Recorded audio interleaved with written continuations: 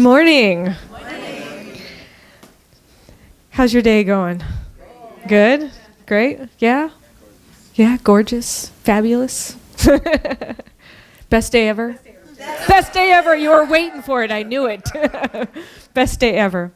And I really appreciate all that's transpired this morning, because our message this month is about beauty, is about focusing on loving kindness and beauty in the world. And it's so important for us to really appreciate the beauty that's around us. I got a text this morning that put me into that state that Howard was talking about, grumpy, ragey state. Yeah, grumpy cat, that was me. And it's funny because I was getting ready in the bathroom and my bathroom window was open, and all of a sudden I heard all the birds chirping outside.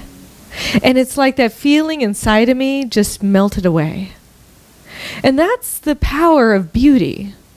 That's the power of being present to life in all its glory. And I really appreciate Spirit or the universe giving me a little, knock on my window this morning, just as a reminder of how simple it is to allow that which is the rage or the challenge or the difficulty to melt away.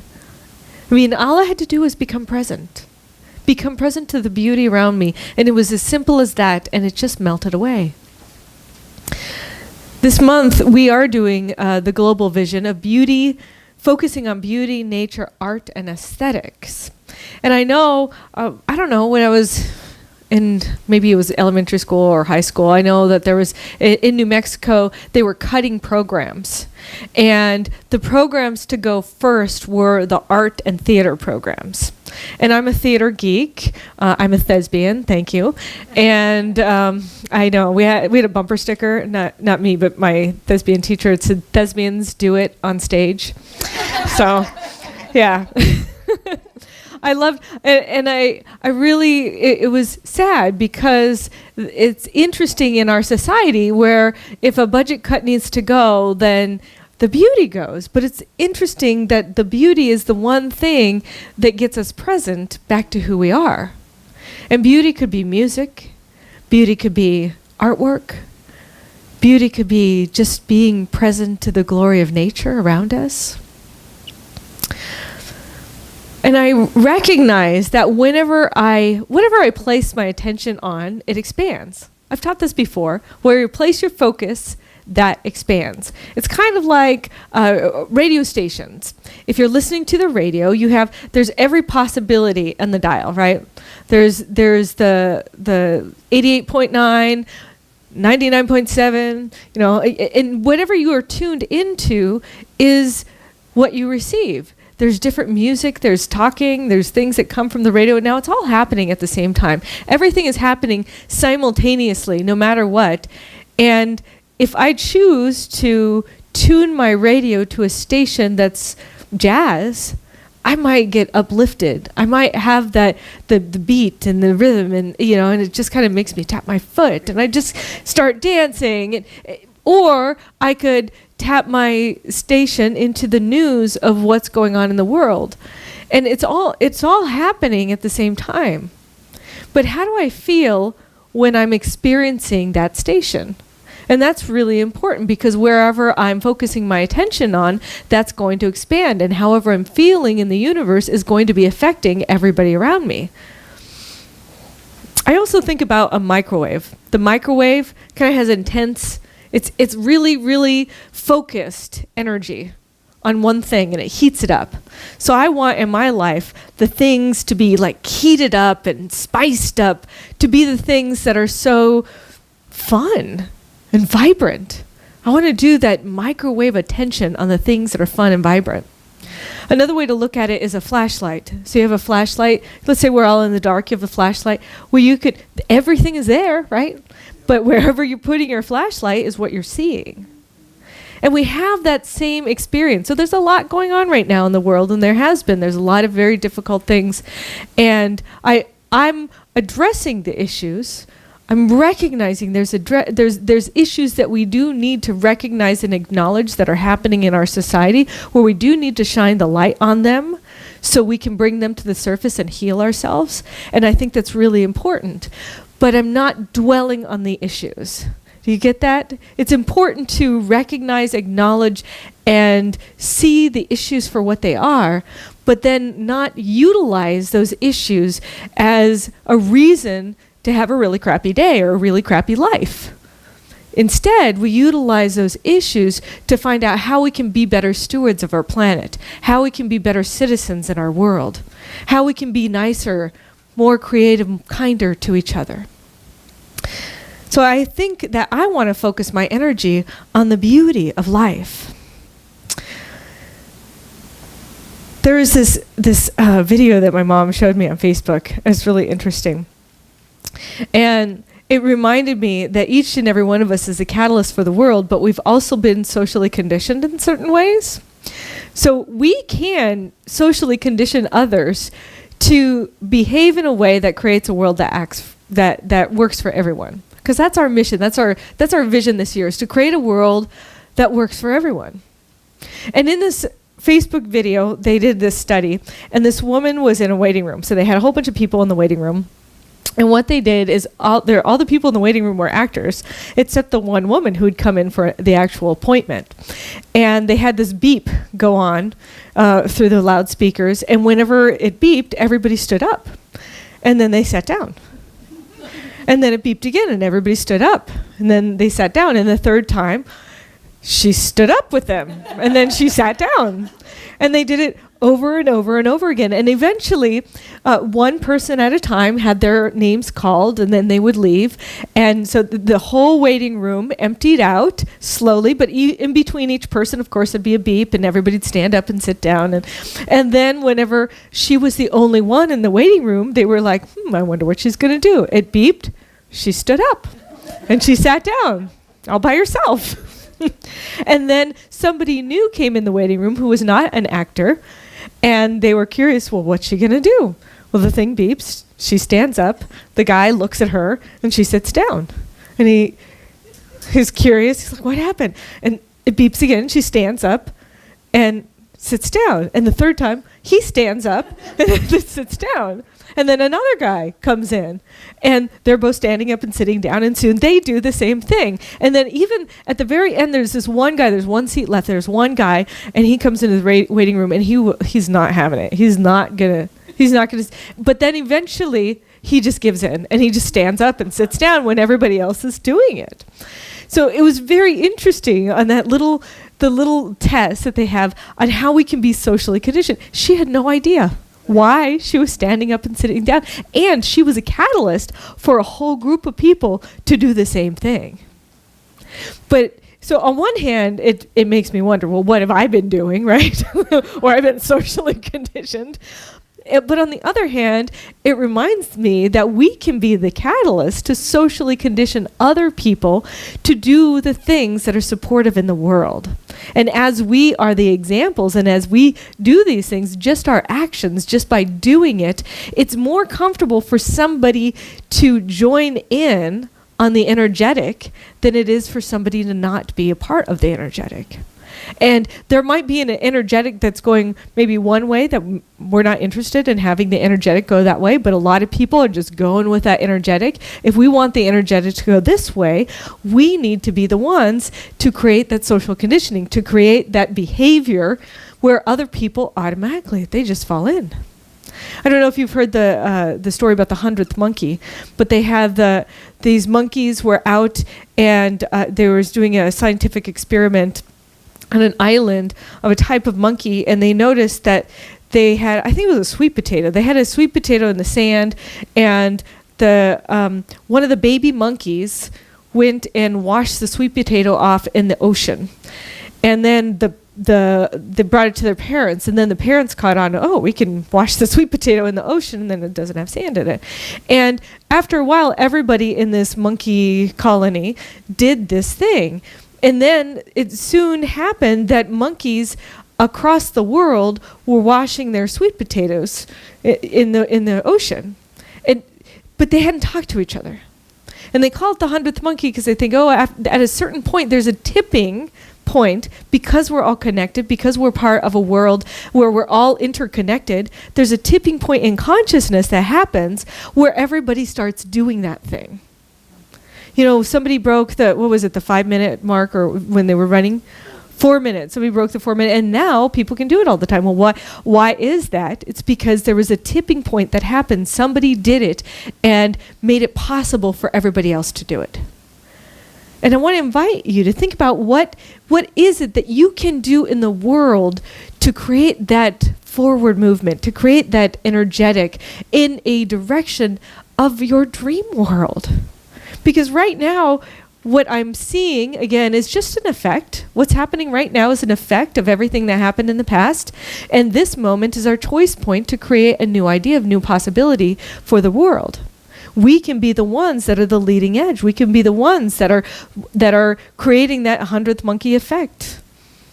So I'm asking that in particular because I know that we can be that change.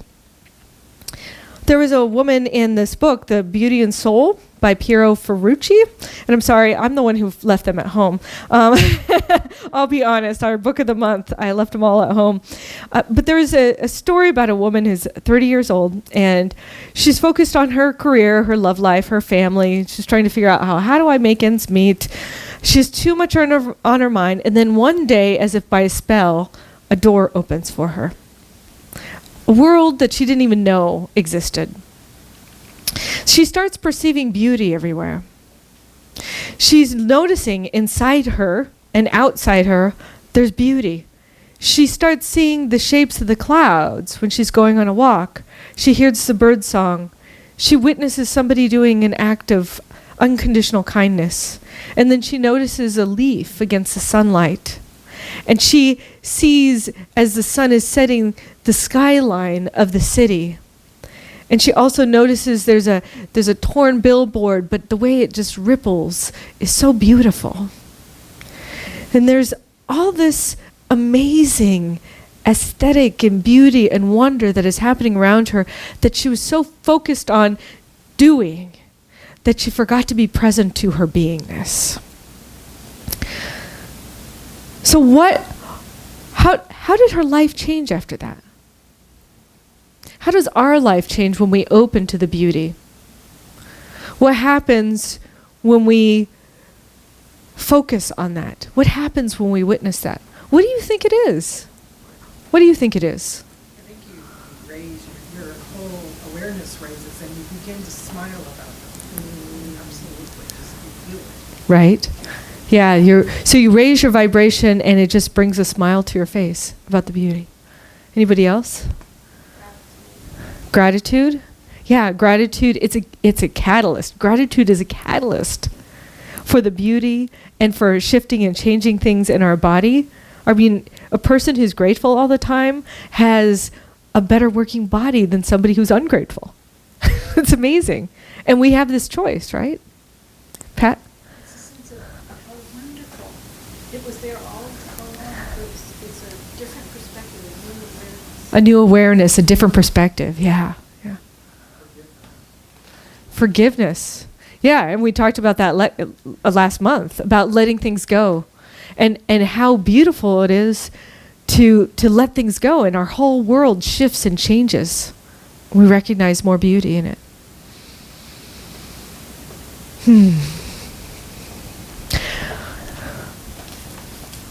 Well, I try to make a point every day to find something beautiful to behold, to pay attention to the beauty that's around me, to look for the divine design, to make it a practice. This is a spiritual practice. Looking for beauty in your life is a spiritual practice. Do you think you could take that on?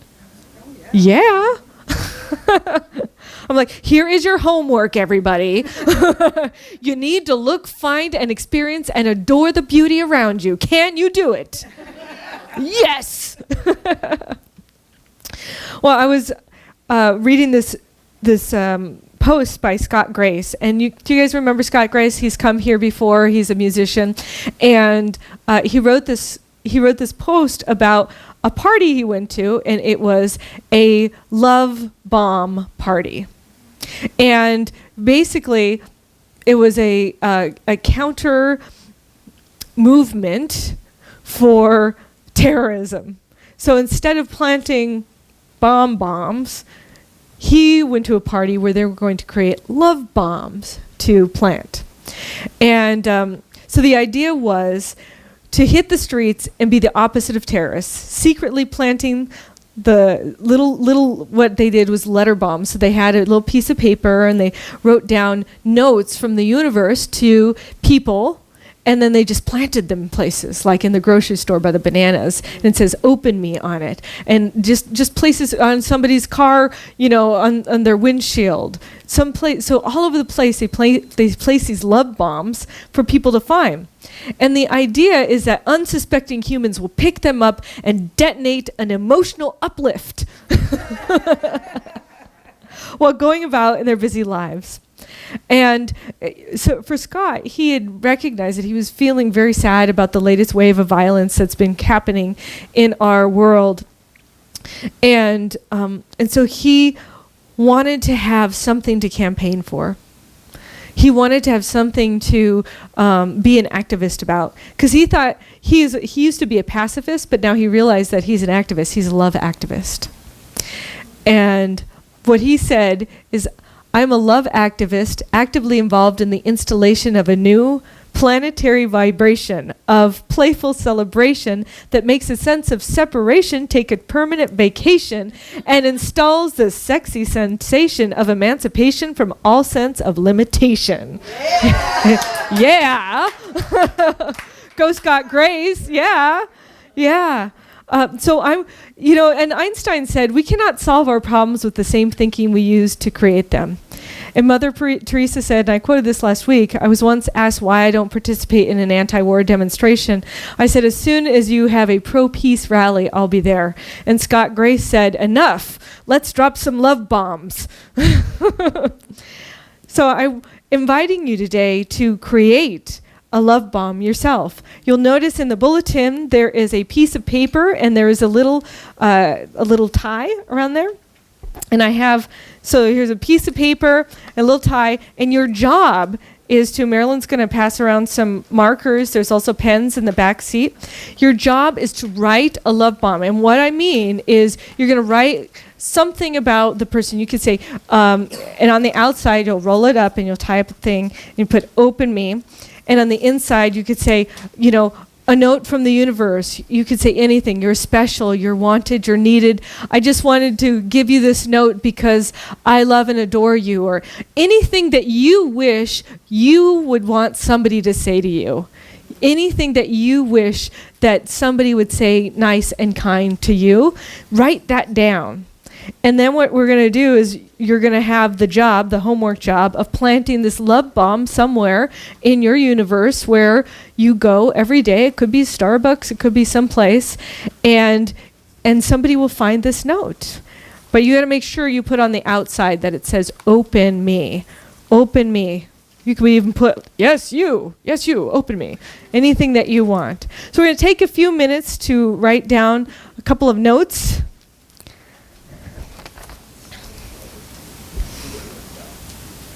All right, while you're tying these things, I want to remind you, again, where we place our attention, it expands. And I know that this community is focusing its attention on love, on beauty, on nature, on appreciating the way we can create a new world, a world that does work for everyone.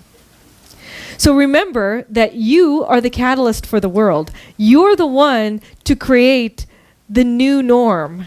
You're the one to be the behaviorist who models the behavior for other people on how a brilliant world would be.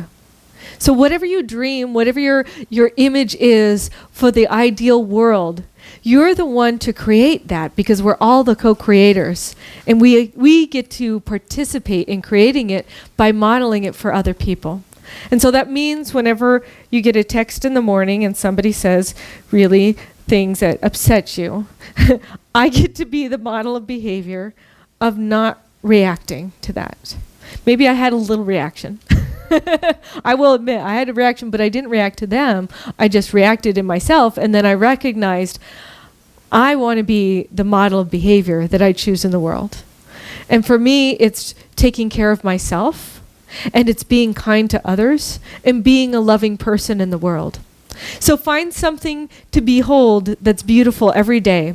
And I want to acknowledge our love activists, that you're all now invited into the world of love activism by planting love bombs around you. And I want to acknowledge that this wasn't Scott Grace's idea. This is a woman named Gwen Gordon. It was her idea. That's whose party he went to, was Gwen Gordon. And she is online doing a lot of great things in the world. So I wanted to publicly acknowledge her. So I've come to the conclusion that I'm the decisive element in my world. It's my personal approach to my world that creates the climate. It's my daily mood that creates the weather. I possess a lot of power to make life miserable or joyous. I can be a tool of torture or an instrument of inspiration. So in all situations, it's my response that creates what happens in the world. Now, the world may be happening all around us, but it's our response to it that is the creation of what's going on within us and around us. So I invite you to think about where you're going to put your attention. What do you want to expand in your life? And how can you be a love activist in a greater way? Yeah. It is a pay it forward. It is a pay it forward thing. Exactly. Thank you. And so it is.